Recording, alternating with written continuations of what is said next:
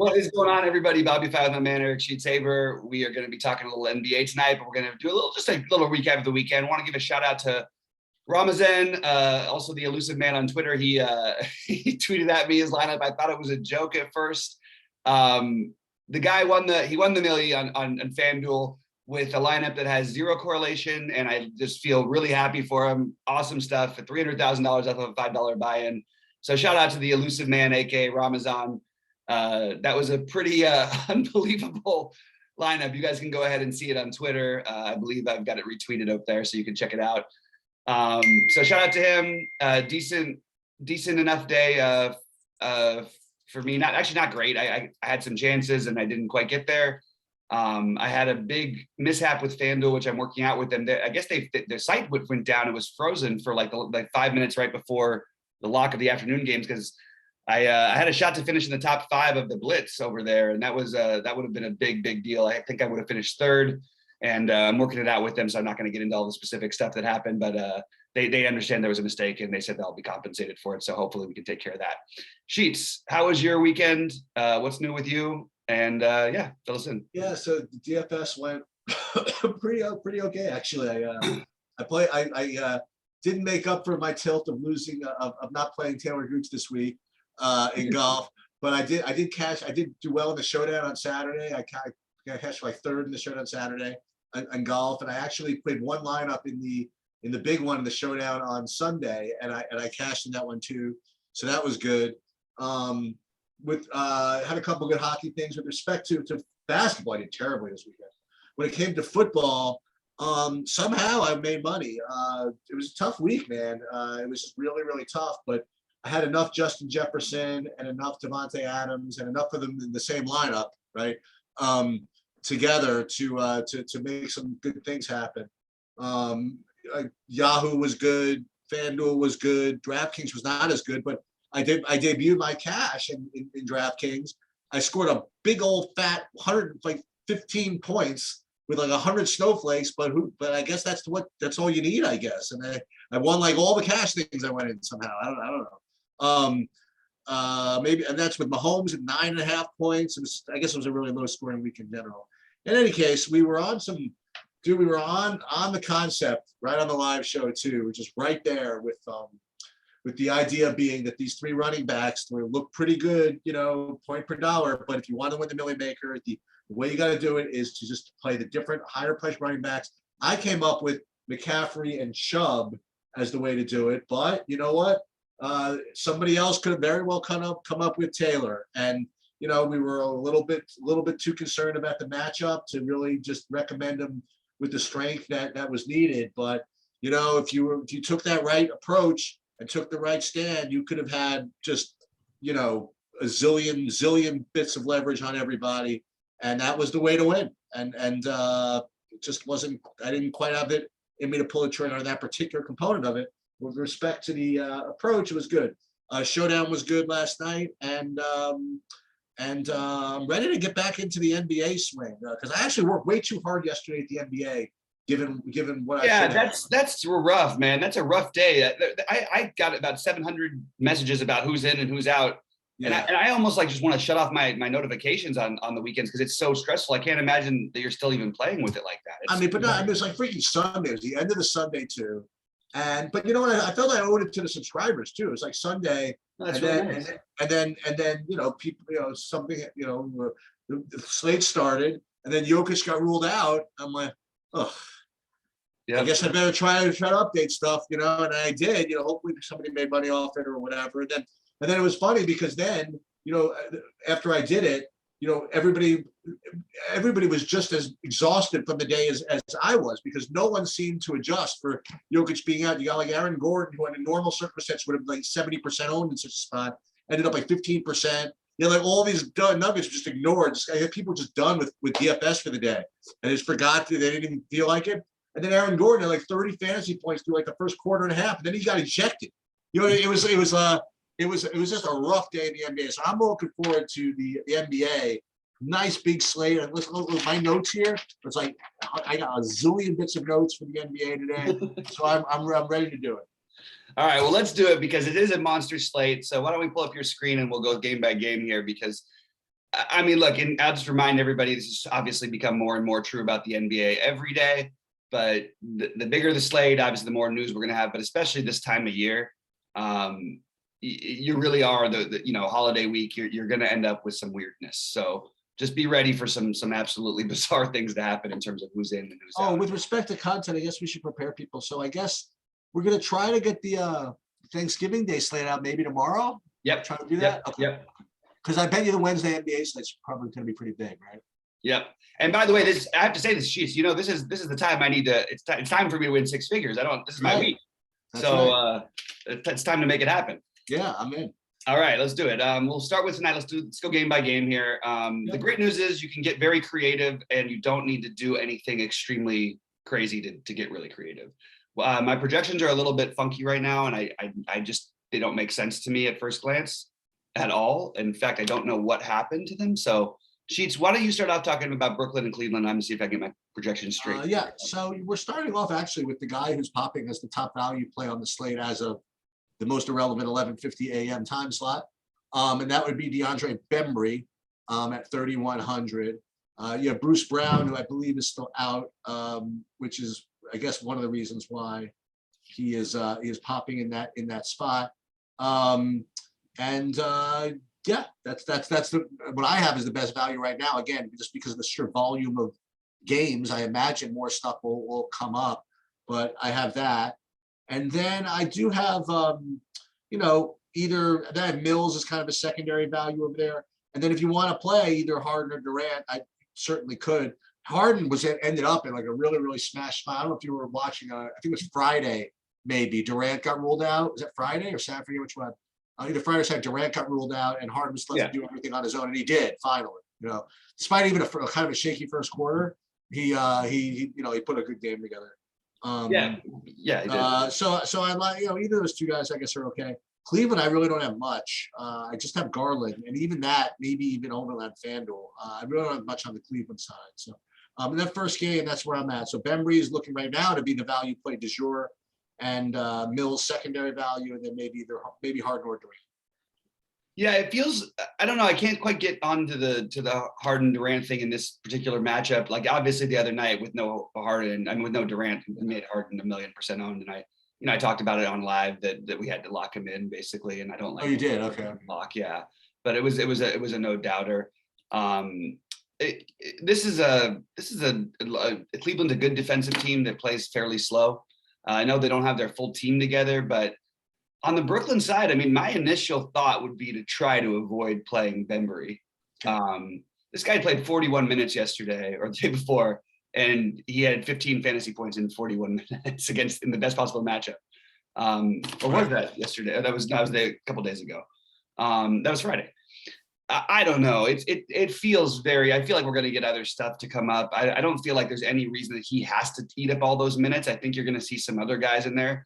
As of right now, I've got him on my list, of course, because the value is hard to ignore at a minimum cost, basically. I like the long shot Patty Mills play, but if he has any ownership above 10%, I'm not going to play him. It doesn't make any sense to play him, in my opinion, if he's over 10% owned, because by the way, he's a great shooter, but he's extremely shooting reliant. You can look at it in his game log. He's been, lights out in a lot of these games, and he's still, he's putting up 30 fantasy points when he shoots lights out, basically. And now you've got Durant back. I don't know if he's going to be popular. I'm not going to go there. I do have some interest in him for tournaments if he's not. On the Cleveland side, I want to figure out what's happening with the Markkanen. I think that he's probably going to be on like a minutes restriction coming back from the injury. My guess is somewhere in the 28 range.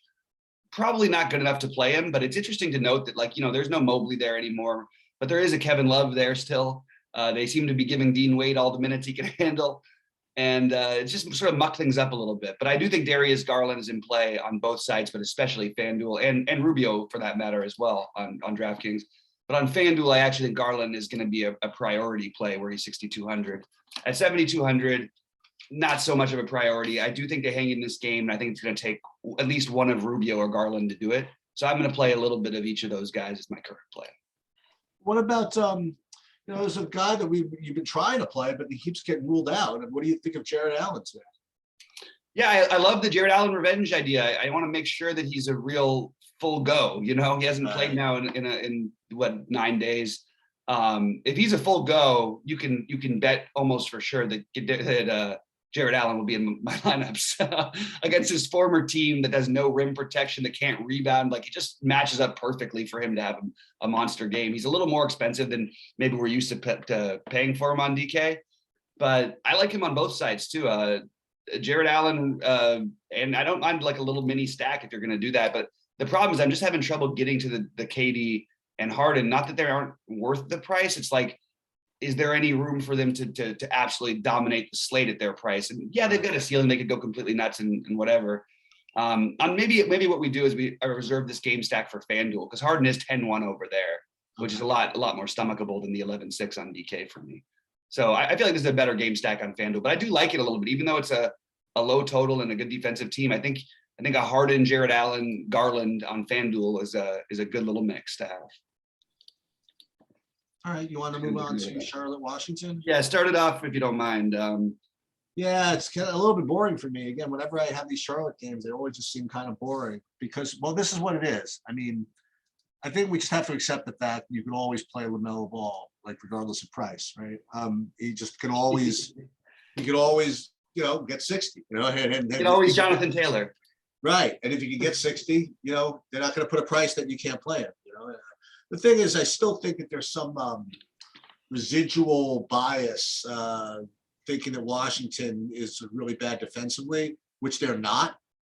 So I think that maybe you get a little bit, maybe the projections are a little weird with that.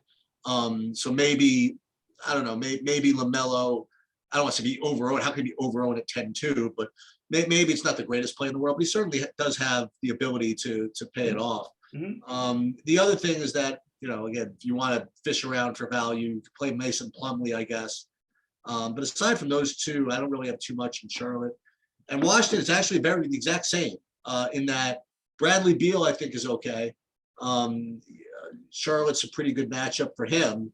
He hadn't really done much this year. It doesn't feel that way, at least, without looking at the game logs. Oh, yeah. But you could always play him. I think. And then the other guy who, again, I'm just maybe a little bit biased because he's did well for me before, is not a great player or anything like that, but I'll throw Daniel Gafford into my thoughts at 4,400. And it's funny. I get all these like cheapo centers, and it's sometimes hard to just figure out which ones are just kind of like, oh, this is your freaking Isaiah Hartenstein sheet. You know what I mean? Or as opposed to, oh, this is a good like Jakob play. It's kind of hard to tell the difference sometimes. So I'll put it in my list for now, and then I'll get back to him a little bit later. So for me, it's a very uninspiring game from a fantasy perspective. It probably, it should be, I guess, but nobody's out. Pricing seems fair. Not a lot of value here. So for me, LaMelo or Beal. If you want to put LaMelo against Beal in the lineup, I'm down with that. And maybe either Plumlee or Gafford. Yeah, you had a lot more thoughts on this game than I do. It's Miles Plumlee for me. Oh, there it is. And that's where I'm at on this game. Miles Plumlee. It's really hard for me. Like, the thing with Gafford is it's such a suboptimal play almost all the time. But if he's not going to be owned, it's okay. And that's the truth, is he's never owned. It's like when you're not even the main center on your team and your job is to play a team that doesn't have a center, it's just really hard to ever justify it. He put up a monster game against this team. So like, big men should do well against this team, which he did. But I don't even know what the hell this means. Like, they want to play Harrell. Harrell's always going to probably get more minutes than Gafford. Almost most of the time, it's going to be pretty close, I guess. Sometimes, I don't know. It's very hard for me unless Gafford goes completely nuts. It's hard for me to see how he can make sense. But at the same time, I love the bigs, and I love that against Charlotte, I love athletic bigs that can rebound and sort of scrap and do everything, because Charlotte kind of plays wild and all over the place, and they don't have any rim protection. They don't protect offensive rebounds. I don't know. So I'm sort of, his price is interesting. I think I would rather just play Plumlee on the other side, who I feel like has a higher minute ceiling, therefore giving him a more realistic floor and ceiling for me. I don't have any interest in any other players in this game. Bertans should be back for Washington, and congrats to Washington. They're playing really good basketball. They deserve, as you pointed out, they're actually really good defensively this year. So congratulations to it, that just turning the franchise maybe in the right direction, and happy for them. But I don't have a lot to talk about fantasy wise. Do you want to talk about? I can start this one off, the Houston Boston game. Sure. Sengun, it's going to be one of those situations where he's going to show up as a really good play early on.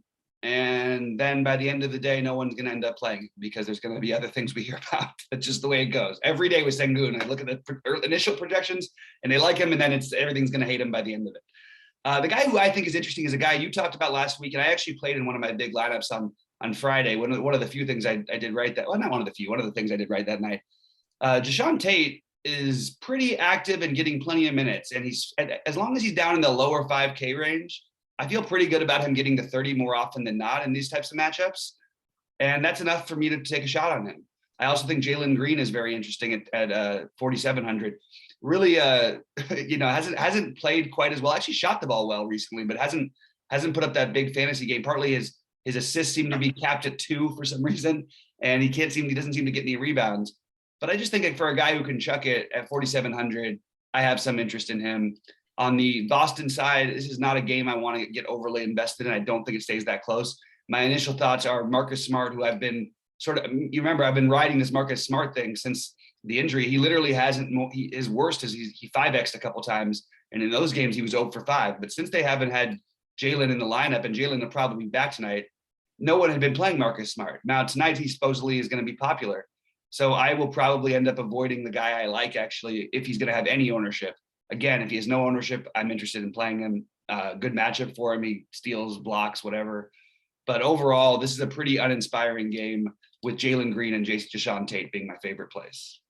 Yeah, I think that with Jaylen Brown back, I prefer to not play Tatum or Smart on the Boston side. On the Houston side, I can always play Christian Wood. I think he's a good play. And then if we got to keep an eye on Kevin Porter Jr. If he is in fact out again, then I think it's difficult to not play Jalen Green. Actually, I mean, he played 36 minutes the last 2 games, and he's over 30 pretty much every game. And I think that he's probably the best play on Houston. I think. I didn't really look at Tate today. The funny thing is, I don't even know from this Sengun character. I got to look into him, I guess. He's awesome. He's going to be really good. He's a rookie.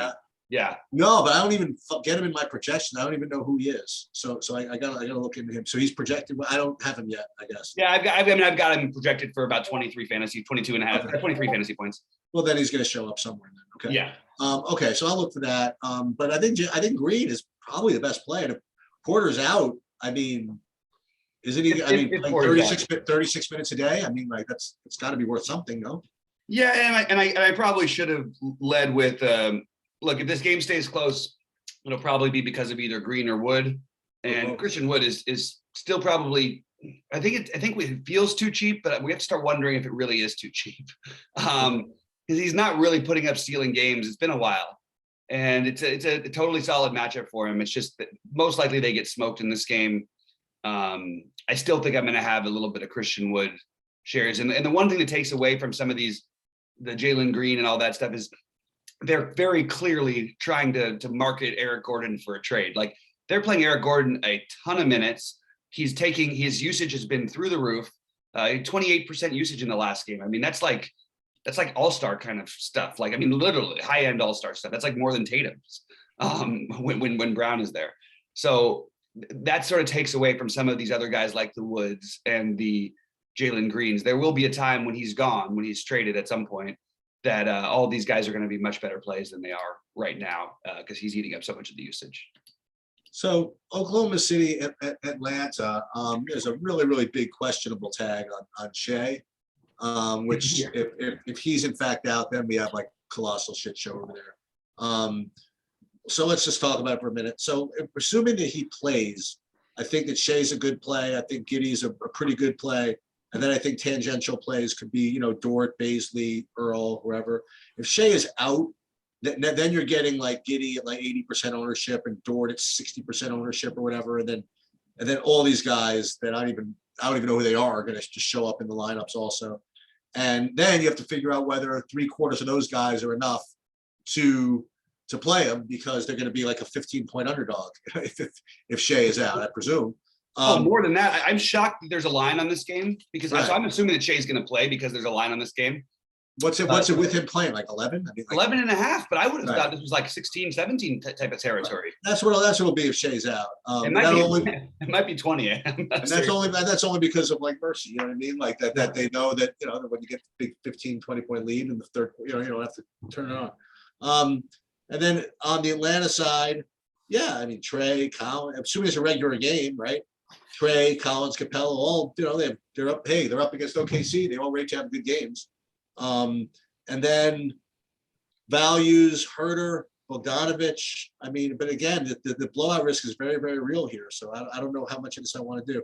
I will say that if you do get Shea out somehow, and you want to somehow invent a way that Oklahoma City makes it close and play like four of these gold OKC guys and run it back with like a Collins, Trey, or Capella, or both, then you could be onto something, you know. And that's kind of where I'm at in this game. Yeah, it's really hard for, I mean, like, so assuming that Shea plays, I think this is probably just a good game to try to stay away from. I think Giddey, Dort, and Baisley are all fine. They're going to project fine. I don't think that they're going to be the kind of plays that I want to make.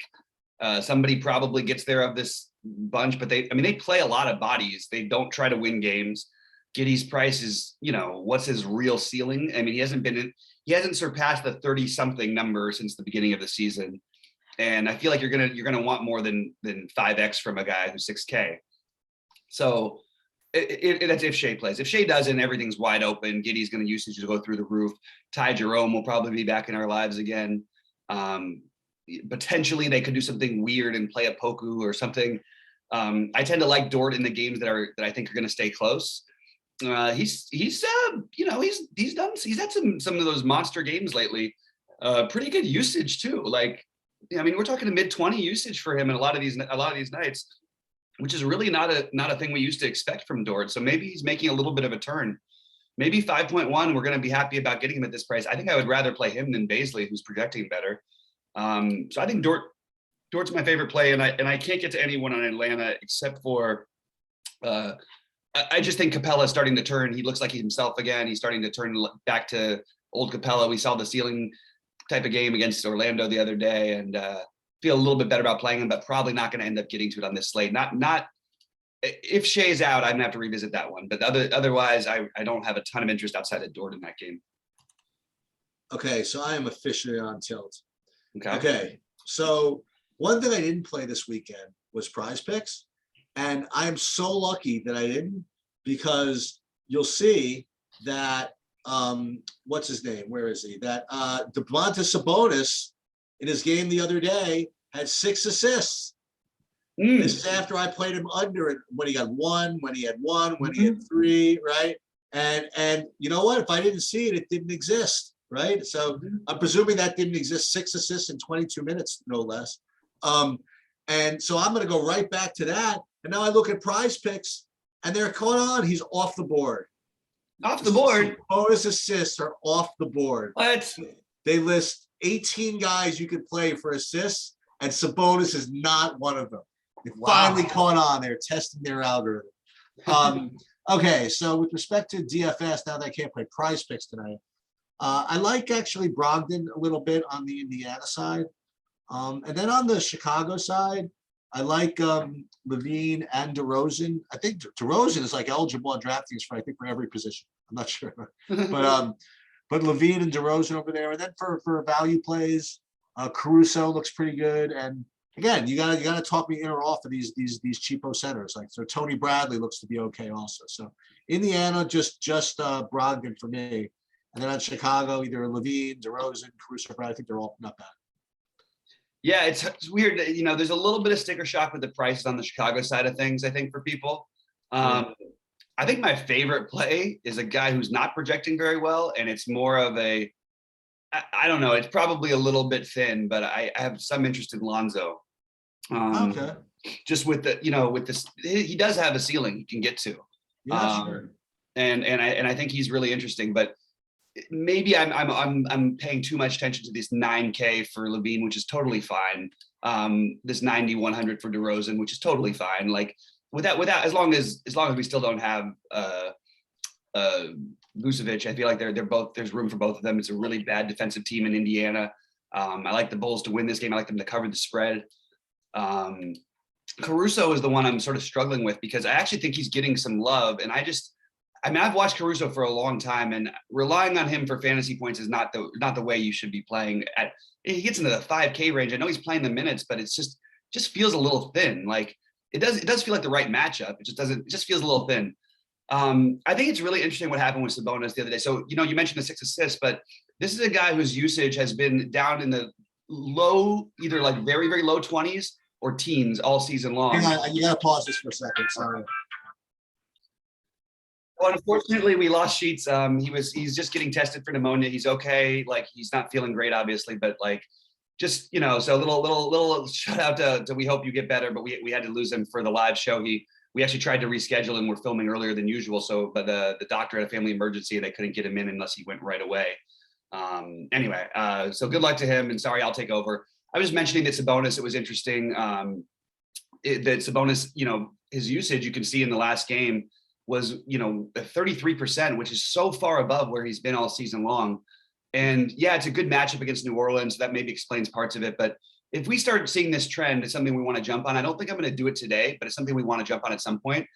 Brogdon is what? Like, I honestly can't figure out why Brogdon is 7,300. And I can't figure out why LeVert is 6K. I did miss the games over the weekend. I know Brogdon's been inefficient and his minutes have been cut. I honestly need to do some research on exactly what happened in that situation. But I have Brogdon and LeVert both listed on my list of potentially interesting plays. And I don't know. I really don't understand the pricing exactly, and I understand a couple bad games, but it feels like we can aim for a ceiling even in a tough matchup against these Bulls. I'm going to run through the last of them. I'm using shout out to Roto Grinders. Thank you. We're using the lineup to HQ tool from Roto Grinders. The first guy I plugged in when I built my shell lineup today was Franz Wagner. I really love this guy, and at 4,100, I think we can expect big things from him. In general, I mean, you just look at the game log, has that warm and cozy feeling. Even when he struggles, he still kind of gets close enough to there. And then, that nice 7, 8K, 8 times return, projected to be pretty high owned early in the day, but certainly a play that I want some of. Jalen all over the place Suggs, who we thought would be the most consistent guy, has sort of been, like I said, all over the place, but looked really, really good the last couple games. I'm probably going to avoid him at 5K, but they did a good job raising his price because I would have been all over that. Wendell Carter is simply too cheap at 5,700. And I understand that he had a terrible game for me against Brooklyn the other night. I understand that he hasn't done anything inspiring at all lately. It's too cheap for overall. I mean, this is a guy who at some point will 10x that price. So I do have Wendell Carter as a guy who I want to get a lot of exposure to. The interesting ones are when you get into like Terence Ross. Milwaukee does, he does allow 3-point shooters to go off a little bit, and Terence Ross is 3,700, and you just look what he does every game. He's been putting up numbers, and he does it without, he's 3 of 9 the other night. He had 4 assists. He's been active. The assist numbers are decent for his price, and he can score. He can get to the line. So I actually think that this Magic side has a lot to offer, even though they probably get smoked in this game.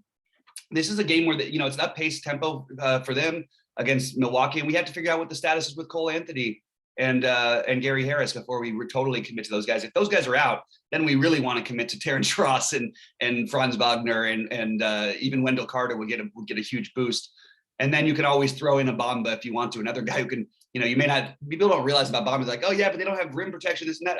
Bamba's going to go out there. You know what he'll do? He'll go out there and shoot threes for you every game. Look at this 3-point shot attempts. Like he shot 9 threes in the game this year. Like, I think at 6,500, he's interesting. I don't think there's any reason to do anything on the other side, but no one's going to play Giannis again. And I'm just going to keep saying this. If you want, by the time we get the slate actually off and rolling, we may just want the sure points of Giannis, because I think we're going to have scratches and guys really, really cheap plays. I think we may just want to play Giannis. So that's where I'm at. Minnesota and New Orleans, I don't know what to do for you here. I got nothing. Everybody makes some sense, but in terms of priority, I would say Edwards is my favorite. I don't mind. I like Russell and Towns. I like all 3 of them. I don't think I would play 2 of them together. Maybe I would play 2 of them together. I wouldn't play more than that, but I think Edwards is the best play. I think Towns is a really solid play as well, going up against, you've got the inside Valanciunas that I don't know if he'll step away. If Naz Reid and Okogie are out, it's a little bit even more of a boost for these guys. I don't think I'm going to get to the Beverly thing, and I don't think I'm going to play Jaden McDaniels or Jared Vanderbilt, but they're in consideration. But we have to see if Naz Reid and Okogie are out if we want to play those guys. I think I'm giving Edwards the edge, and I would go Edwards, Russell, Cat, or Edwards, Cat, Russell. Probably it's pretty close between all three of those guys, but I think Edwards is my favorite. And on the other side, hey, look, Josh Hart always projects to be a great play, projects to be owned early in the day, and then no one ends up playing Josh Hart, or he usually ends up like 10 to 15%. Obviously, a wide range of outcomes shown by his 12.5 in the last game against Indiana, but 43, 36, 38 before that. Great matchup against Minnesota. Devontae Graham being in or out could have some bearing on it, but I don't think it has enough to where we have to worry too much. So I do have Hart as my favorite play on the New Orleans side. And I think this might be a spot where I go to Ingram. I haven't been doing the Ingram thing, and he hasn't given us any reason to. This matchup is good enough. They haven't played. I don't know. I just feel like Ingram at 7,900, I can stomach, and then Joe Val against Cat. It's literally a perfect matchup for Joe Val. I don't know if I can play him if I can get to the 8,900 with Ingram still there. I do think. Let me just double check if his price is still the same on FanDuel. At 8K on FanDuel, it's going to be hard to ignore him, and I think that's going to make him completely unowned on DraftKings. So maybe you do want to get a little bit of him, but I think this is a game we really do want to target. These are bad teams, challenge teams, talent challenged teams that I don't know. I can get behind a game stack here. It's just hard for me to decide. I think Ingram and Hart would be my favorite way to go, but I certainly wouldn't argue with you if you wanted to go Joe Val instead. And then on the other side, it's you could play Russell and Towns. You could play Edwards and Towns, Edwards and Russell. I wouldn't play all three, but I think you can play two of them and feel good about it.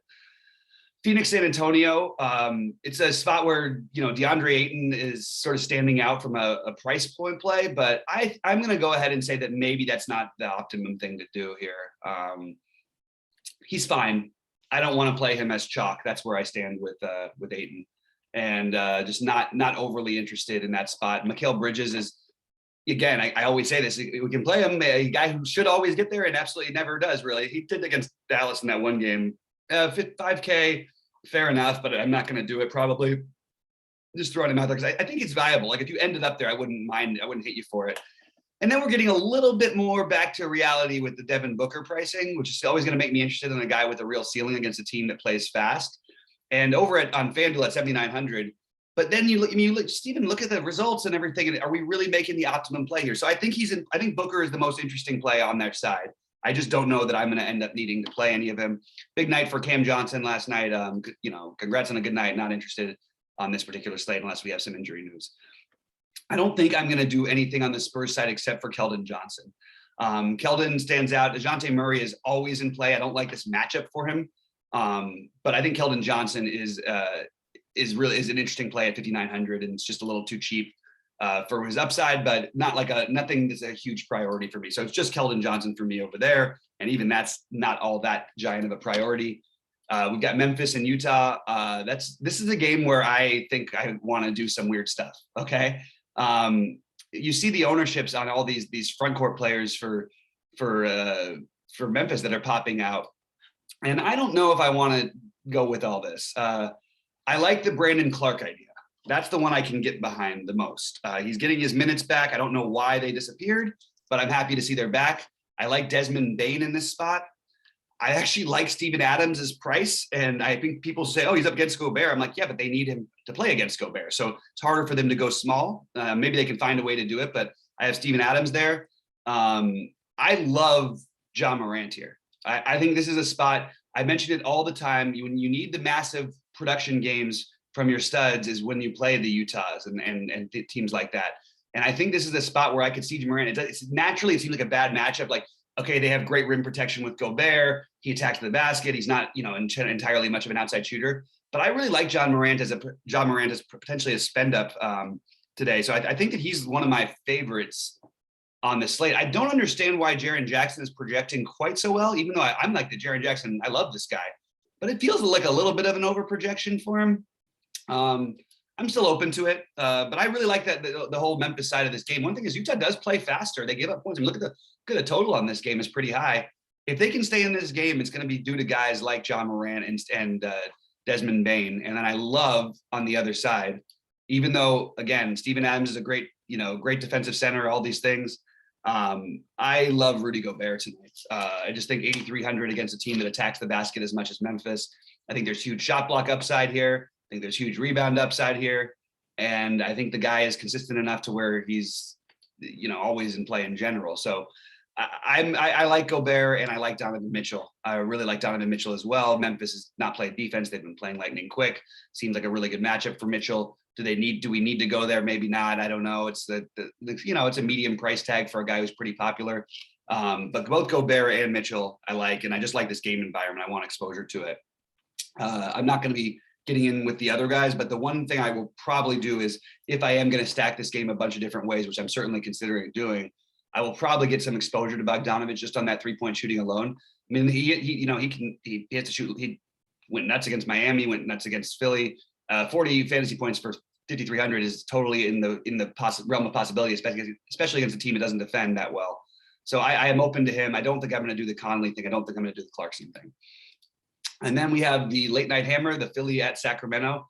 That's a real bummer. I hope we hear Tobias Harris news before the game starts. I think if Tobias Harris plays, he's in play. Very solid play, actually. It's a good matchup. I think Seth Curry is like an awesome play. Whether or not whatever happens with Harris, I do think Curry is probably my favorite play in this game. Had a really nice game against Denver the other night, and does get a lot of usage with all the other main guys out.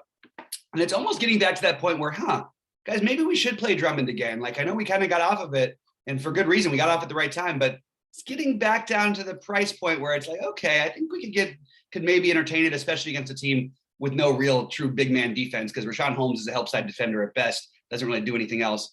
If they're going to keep playing Yang 30 minutes, I think we have to just keep considering him as one of the value guys. He just doesn't do anything all that inspiring on the court for fantasy, but 4,200 is 4,200. And of course, if Harris is out, that'll open up things for guys like Maxey and Milton. I just think I'm probably going to avoid that for now. And on the Sacramento side, I am going to say that I think, like, it's weird that people love Buddy Hield so much. And I actually like Buddy Hield regardless of the fact that he's just 5,300. But it's weird that people are going to use that as a reason to play him, because he really has not given us very many reasons for a ceiling game. You can beat Philadelphia from the outside with jump shooters.